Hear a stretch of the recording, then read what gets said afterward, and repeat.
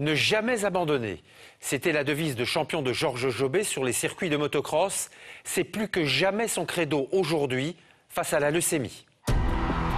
5 titres mondiaux de motocross entre 1980 et 1992. 9 fois champion de Belgique. Sportif de l'année à 2 reprises. Georges Jobé, c'est un des plus grands champions belges de l'histoire. Georges Jobé. En décembre 2007, il voit la mort de près. On le croit paralysé après une chute à moto. Mais Georges Jobé, c'est un tempérament, une volonté et un courage hors du commun. 4 mois après l'accident, il marche à nouveau et remonte pour la première fois en selle dans un reportage que nous lui consacrons en avril 2008. Ouh, la camionnette. Bon, la bosse, c'est pas moi. Aujourd'hui, un autre obstacle se dresse sur sa route. Plus haut, plus dangereux, plus complexe encore à franchir, vaincre une leucémie. Ouais, je me suis mis un petit peu dans un esprit de compétition, quoi, si on veut. Parce que finalement, c'est jamais que ça, c'est dans la tête. Hein. Comme à l'époque où il dépassait ses adversaires par ses impressionnants jumps à moto, Georges Jobé s'élance pour un autre saut par-dessus ce défi que lui lance la vie.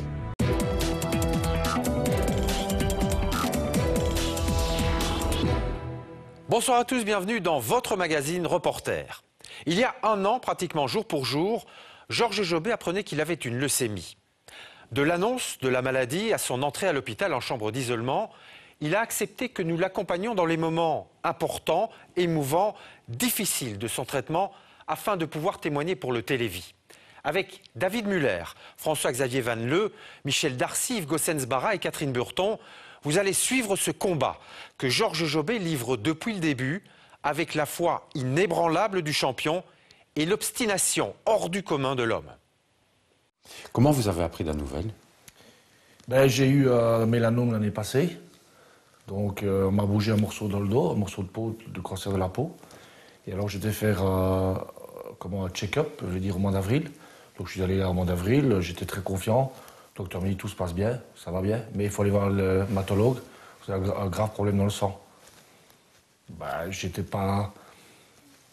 surpris quoi, et puis quand je suis arrivé dans le médecin et il m'a annoncé ça, j'étais vraiment, j'étais cassé quoi. Leucémie. Oui, parce que je m'y attendais pas. C'est la myélodysplasie, c'est juste avant la leucémie et il me dit voilà, au pire des cas vous avez encore un an à vivre quoi. Ouais, on vous annonce ça comme café, lait ou sucre. Encore un an, je veux dire, il y a des choses qu'on ne peut pas accepter qu'elles rentrent. Et moi, je ne veux pas ça. Je ne sais pas ce qui va se passer, mais je ne veux quand même pas l'accepter. C'est notre première journée de tournage aujourd'hui. Et vous êtes dans quel état d'esprit comme ça? C'est comme si je vais à un championnat. Et que, je vais dire, ma moto n'est pas prête, mais il y a moyen de changer quelques pièces. Et moi, je vais aller avoir une blessure et le championnat va bientôt commencer et il faut être vite prêt. Donc je suis pas prêt, mais je fais tout pour l'être. Voilà. Sacré challenge, ça. Oh.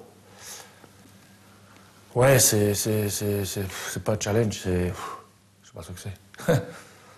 J'ai vécu des trucs, mais bon, voilà. C'est encore quoi, c'est... Mais il ne faut jamais abandonner, jamais... il faut rester sur sa position et aller de l'avant. C'est ce qu'il faut. Il faut se dire que maintenant, je vais aller peut-être dans un genre de tsunami et il y a bien quelque part une sortie, quoi. Mais il faut que je la trouve, cette sortie, et il faut que je sorte de là. Mercredi 13 juillet, notre première rencontre avec Georges Jobé, chez lui, à Rethines, près de Liège. Pas le temps de jouer au jardin avec Scott, son chien berger, car dans 1 heure, Georges doit être à l'hôpital. Il ne s'y rend pas seul. Sa sœur Christiane l'accompagne. Elle joue un rôle capital dans la guérison de son frère. Elle est la seule donneuse de moelle osseuse compatible. Elle peut sauver la vie de Georges. Ouais, on va y aller. On y va. Jean-Michel, pas là? Oui, important pour elle et pour moi, pour les deux. Pour les deux, hein. On a déjà la chance qu'on est compatibles, donc c'est déjà bien. Donc on a tout, plus ou moins en main. Et voilà, on va bien voir. Aujourd'hui, c'est le grand jour. Hein. Grand jour. Moi, je suis là à 1000% pour Georges, de toute façon. Alors, voilà. C'est important qu'on soit confiants tous les deux. Hein. Et voilà. Si déjà tous les deux on est confiants, ben, on a déjà la moitié de gagné. Peut-être plus. Moi, ça va aller. Je referme la porte. Non. Allez. On y va? Pour Christiane et Georges, cette matinée à l'Institut Bordet à Bruxelles va être rentabilisée au maximum. Ensemble à l'arrivée, mais une fois sur place, chacun de son côté. Prise de sang pour Georges. Son importance est cruciale. Dans 1 heure, les résultats permettront d'évaluer l'évolution de la maladie et de se prononcer sur l'urgence de la greffe. Dans un autre pays. Pour Christiane aussi, le moment est important. Des frères et sœurs ont une chance sur 4 d'avoir des moelles osseuses compatibles. C'est le cas pour elle et Georges. Ils le savent depuis quelques semaines, mais c'est la première rencontre entre Christiane et l'équipe médicale bruxelloise. Elle va en savoir plus sur ce qui l'attend. Pour obtenir des cellules souches en périphérie, on doit un petit peu aller décrocher des cellules de la moelle. Et en fait, ce qui décroche, ce qui fait que la moelle est plus active, c'est le fait de piqûres. La compatibilité entre nous, bah, il y a la moelle, mais il y a peu de tout aussi. Hein. Ouais, ouais. Alors voilà. Donc quelque part, je suis contente que c'est moi. Et vous? Ben, moi aussi, ma soeur a toujours été là pour moi tout le temps, depuis que je suis tout petit. Donc, et encore maintenant, on a toujours été ensemble. Durant ma carrière, elle a toujours été là pour moi aussi, comme mes parents. C'est un peu... Quelques mois à passer, et puis après... Oui, ça va aller. Mais voilà, c'est un petit peu un rallye avec le copilote, quoi. C'est un peu ça. Voilà, quoi. C'est partir vers une Et après, aventure. on fêtera ça. Hein. Ouais. Ouais. Dans la farde que l'infirmière apporte, les résultats de la prise de sang. L'avenir immédiat de Georges en dépend. Hier matin. C'est fou, quoi. Les plaquettes sont à 70 000. Et celle de la semaine passée, j'étais à 62. Oui, Donc, j'étais 77 il y a un mois. Je suis descendu à 66, puis 62. Je me dis, bon, ben, comme j'ai compris maintenant que les plaquettes avaient diminué, c'est ça, en fait, l'alerte, quoi. Et maintenant, je remonte à 70. Enfin, tant mieux, hein. Je me plais pas, mais... D'accord. Écoute, je vais... Impressionnant. mettre Et un ici, papier. l'hémoglobine, j'étais à 10, 7 et je suis remonté à 11, 1. Et à 11, il y a 3 mois que je suis pas allé à 11. Je suis pas en train de guérir quand même. Le syndrome préleucémique est toujours bien présent, mais les analyses sanguines ne sont pas alarmantes. Pour le docteur Dominique Bron, responsable du département d'hématologie clinique, la greffe, seul moyen de guérir Georges, n'est pas à l'ordre du jour. Mon attitude, c'est simplement de vous surveiller. Oui. Et à la première dégradation, on met tout en place pour la greffe. Parce que la greffe implique un risque. Il y a un risque. Il y a un risque, et quand on le voit comme ça, on n'a pas envie de prendre ce risque. On n'a pas envie de prendre ce risque. La maladie n'est pas passée dans une phase aiguë. Il a une qualité de vie qui est très bonne avec les 2 médicaments qu'il reçoit. Vous êtes d'accord avec cette attitude-là? Oui. Oui. Oui. On est un peu comme ça entre 2 phases. Il a très très bien répondu aux facteurs de croissance qu'on a donnés pour aider la moelle à faire des globules rouges, des globules blancs. Ses plaquettes sont stables. Et comme en faisant la greffe, on prend quand même un risque fatal.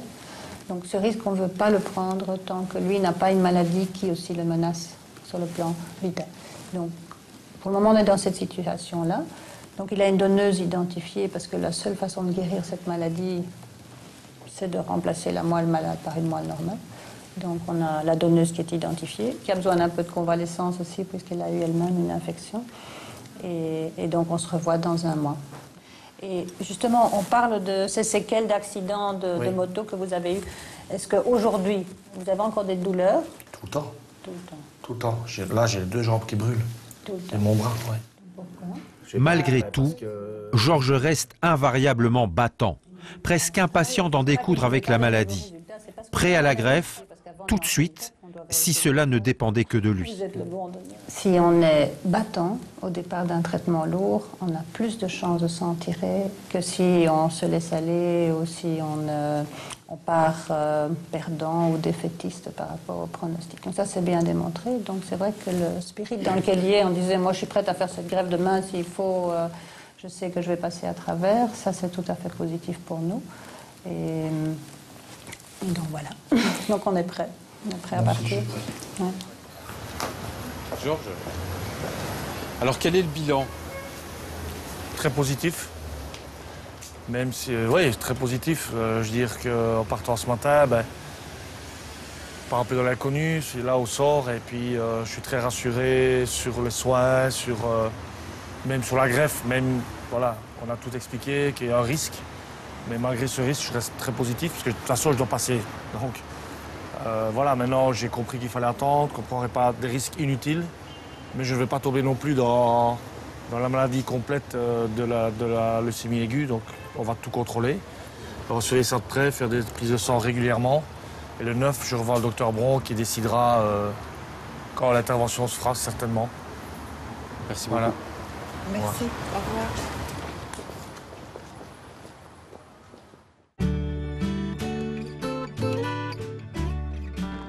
Hein? Dis, t'as un œil de chaque, toi. Hein? Je suppose qu'il le fait. Hein. Ouais, là, il fait toute la journée. Non, je me sentais pas bien, j'étais pas bien. Ben voilà, nous sommes le 1er septembre, depuis la dernière fois le 13 juillet. Beaucoup de hauts et de bas. J'étais très très fort à ce moment-là, parce que j'avais bien compris. Mais ce que j'ai pas compris, c'est la maladie qui évolue. Et, bon, selon les prises de sang, c'est assez stable, quand même avec des hauts et des bas aussi dans les hémoglobines et les plaquettes. Je me sens physiquement, par moments, très très faible. Donc j'ai l'impression vraiment de descendre très bas. Et voilà, donc il faut continuer à se battre et rester positif. C'est le but, il faut vraiment avoir le moral. Et je crois que c'est ça le plus important. C'est de se battre et d'aller au-delà de ça. Maintenant voilà, il y a des belles journées, je suis content que ma fille est là. Et...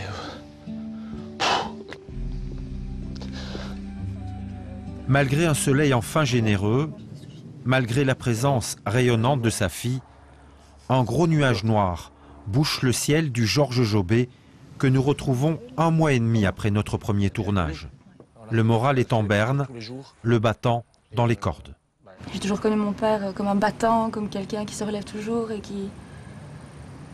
C'est vrai, qui combat les choses par rapport à son accident il y a 2 ans, etc. Il se bat comme un fou. Puis là, c'est beaucoup plus difficile, quoi. Parce qu'on ne sait pas le convaincre. On peut pas lui dire est-ce qu'on peut t'aider, on ne sait rien faire pour lui.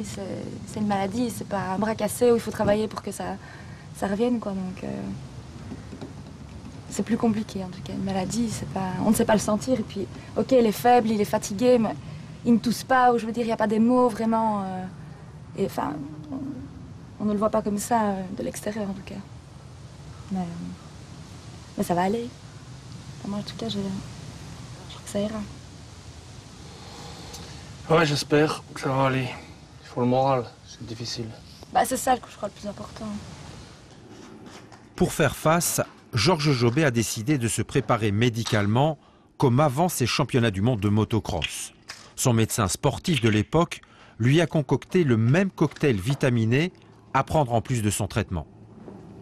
Voilà, je prends en moyenne 12 vitamines par jour. Côté médicaments, alors directement en rapport avec la maladie, il y a uniquement des piqûres? Oui, uniquement les piqûres. 2 piqûres par semaine de Neupogène, c'est pour les globules blancs, pour renforcer mon côté immunitaire, que c'est ceci, donc le Neupogène, voilà. Et alors j'ai le PO, le PO bien connu pour certains qui se dopent, mais ça c'est pour augmenter les globules rouges. Voilà, il ne me reste plus qu'une piqûre pour la semaine prochaine. Donc la semaine après, je retourne à l'hôpital et on me remet ce qu'il faut. Et je fais les piqûres moi-même ici dans le ventre. Voilà, ici on voit les traces. Ici, je les fais moi-même. Et voilà, c'est pas compliqué, mais ça maintient, je dirais, une certaine qualité de vie, quoi. Enfin, pour ne pas descendre trop bas. Et malgré ça, je suis encore faible. Donc voilà.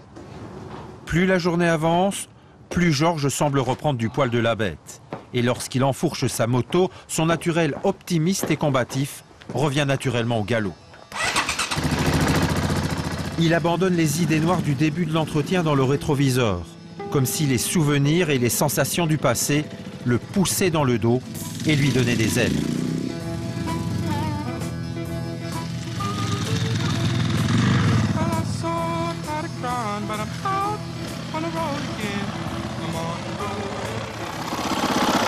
C'est toute votre vie, ça, la moto? Ah oui, ça, là là, c'est un bonheur. C'est ma passion, quoi. J'ai roulé depuis l'âge de 8 ans. Et par rapport à ce que vous vivez maintenant, ça vous aide aussi, la moto? Oui, parce que, je veux dire, je prends un bol d'air, je fais quelque chose qui me redonne des toutes petites sensations. Et forcément, par rapport aux sensations que j'avais dans le passé, c'était énorme. Parce que faire des sauts de 30 mètres, etc., monter très haut, bon, ça procure une adrénaline et une sensation forte. Maintenant que je n'ai plus tout ça, le fait de rouler un petit peu, de refaire des petits exercices comme ça, ça me donne du bonheur, quoi. Ça me donne vraiment des bonnes choses, quoi, du positif. Et repenser à plein de bonheur, plein de souvenirs, plein de choses. Mais en même temps, c'est un bonheur du présent, tout de suite, là, maintenant. Et ça ne s'achète pas. Prendre l'air, un maximum, s'en emparer, le kidnapper pour l'emporter sur cette route tellement incertaine qui s'ouvre devant lui et le bouleverse si profondément. Allez, allez. Savoir que tous les bons moments qu'on passe, il faut en profiter. C'est ridicule de se prendre la tête, c'est ridicule d'avoir des disputes. Tout ce qui est mauvais, il faut mettre à la poubelle parce qu'on nous offre une vie, c'est pour être bien. D'abord la santé, et puis on est sur Terre pour être heureux, pour être bien, pour partager un grand amour si possible, une grande famille si possible, beaucoup d'amitié. Que de l'amour et de l'amitié, je pense que c'est surtout ça le principal. Et voilà, je me rends compte que tous les moments que j'ai passés à peut-être des bêtises, j'aime pas le mot changer, mais en tout cas, ça remet toute ma vie en question, ça c'est clair. Ouais, c'est vrai. Toujours se battre, positiver, c'est ce qu'on pourrait appeler la méthode Jobé. Vous allez voir que plus le temps passe et plus cette fureur de vaincre lui sert de bouclier contre la maladie qui progresse.